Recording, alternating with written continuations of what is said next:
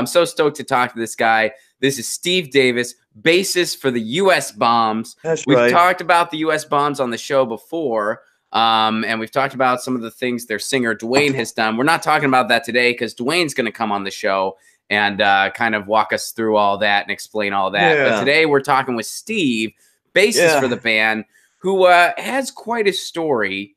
And, you know, some kind of not so great news, but he's powering through it. And we're here to talk about some upcoming shows, some tours, some records. But, yeah. Stuff.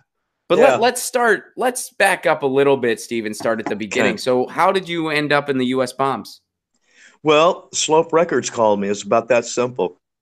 It was like I just went to work just like it was on a Monday.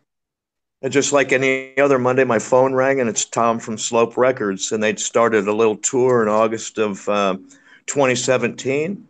And they were 3 shows deep into the tour, and the bass player couldn't continue the rest of the tour.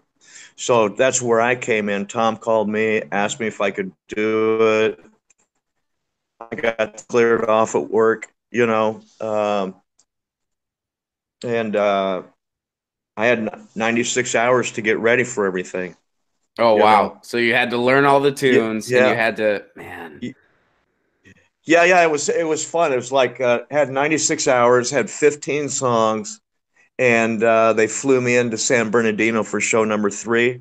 Mm-hmm. And I picked up the tour from then, and by the end of the tour, I was hired. So they knew about you because you've been a punk rock musician for a while. Like you've been doing your thing. Yeah, so what was some of the stuff what was some of the stuff you were up to prior to joining the US Bombs? What's some of the stuff what? What was some of the stuff you were up to prior to joining the US Bombs? Oh, you know what? I was playing in a local band here in town called The Brand.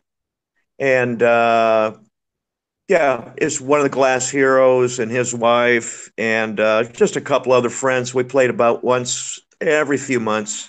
That's about all I was doing. Then I was doing a lot of painting, you know, art shows and stuff like that here in town. And this was all in Phoenix. You're in Phoenix, yeah? Yeah, I'm based in Phoenix, yeah. Is that where you're from? So I might as well be. I've been here since '68. All right, you know? Okay. Yeah, from Southern Illinois. Oh, okay. All right. And then you came to Phoenix with family, I take it? Yeah, family moved. We're like little guys, and we all moved. And so I stayed. Mm-hmm. I never left. So, well, let's talk about you, man. So you have some not so great health news. Yeah. Well, so, you know what? It is what it is. Yeah. Yeah. Let me walk you through this here a little bit. Yeah. I mean, whenever that's a situation, I always want to just hand it off to the person because I don't want to start spouting off what's going on with them. Really good. Yeah, but, it's really I do want to talk about the show and stuff. Yeah, I got September 29th. I got diagnosed with terminal liver cancer, stage 4. And that's based from had a bad liver all my life, hepatitis C, and I was diagnosed with hepatitis C in '98, but I had hepatitis in '77, which eventually morphed into hepatitis C. They called it non-A, non-B. It's like, why not just call it C? That's the next letter. You know? Yeah. So, I mean, that's what it's from. And I've been taking care of my liver for naturopathic doctors for probably 20 some years, you know. And so once I got the diagnosis, then I kind of had to get some medical insurance and start getting into the system and stuff like that so I can get things taken care of. So it happened pretty quick. It's like, only like 9 weeks ago. I got all this information, you know. So we talk about the disaster of a healthcare system we have in the United States on a regular basis on this show. So how easy was it for you to get into that system? Well, you know, that's the thing. Talking about my patient advocate a minute ago, she filled out all the paperwork that I needed to get, like Arizona's poor people insurance, I guess. I don't know what to call it. Okay. And so in September 29th, I was still working, so I made slightly too much to get insurance. Although I took a sliding scale.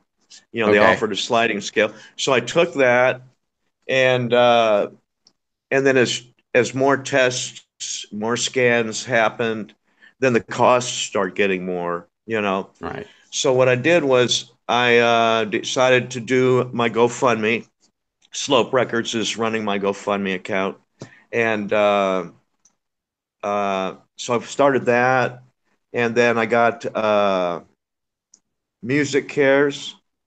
Don't know if you're familiar with them, but they're No, music I wanted to charity. ask you about that. I did see on your Yeah, Facebook that there's an organization that is helping you based on you being a yeah, musician. Could you, yeah. go into that, explain that, because I had never heard of it, and I found it interesting. Yeah, they're just the really the coolest people. So my patient advocate filled out that application, Okay. to get the paperwork to go through, because I can't, book a flight like we talked about. So that started the process with them. With Music Cares, you have to show you're a working musician, like so much time on the road every year, so much stuff published in like last 5 years, maybe 10 years. Then once you submit all that, then they accept your application or not. And then, well, they accepted mine, but then they just wait for my diagnosis so they can start helping a little bit. So once we got the diagnosis, we sent them the diagnosis. They're helping me with my rent and stuff, my utilities is what they're doing. So Okay. that's a huge help. And because I retired from my day job, I had a slacker job forever, and so I let that one go so I could take care of myself here. That's Huh. what I do all day. It's been about a month I haven't been working, but Nice. Do you miss the day job yeah, at all? you know what? I don't, because my days are so full. I am so Yeah. busy all day long. I mean, my calendar's already booked out until we go on tour. Hmm. It's just like yeah. So I mean, uh, it's just so sad where, we live in a country where GoFundMe is a medical plan.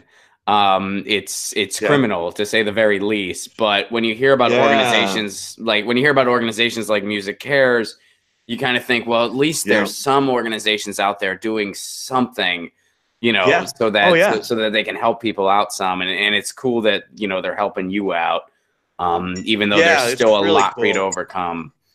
Um, so, well, Yeah. let's talk about the benefit show then.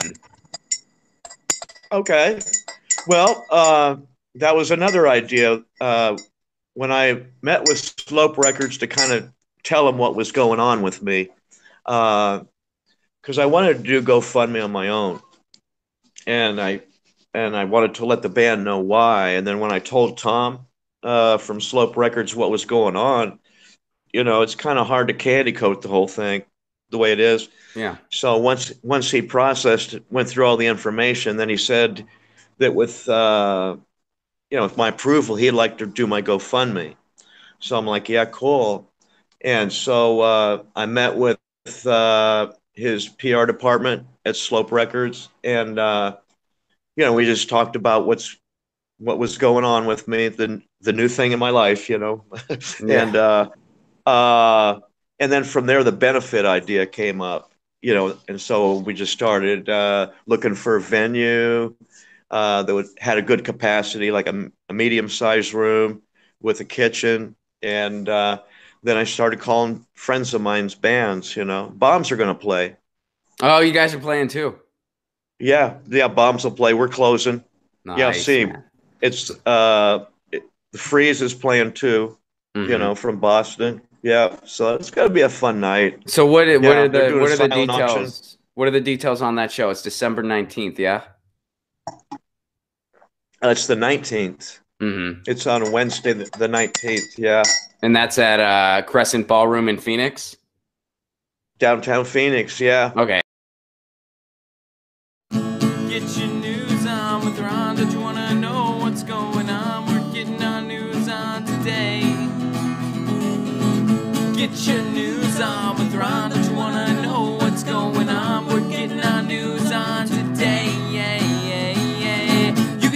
me an article at Ron Placone. We'll go through it together and make it our own. Get your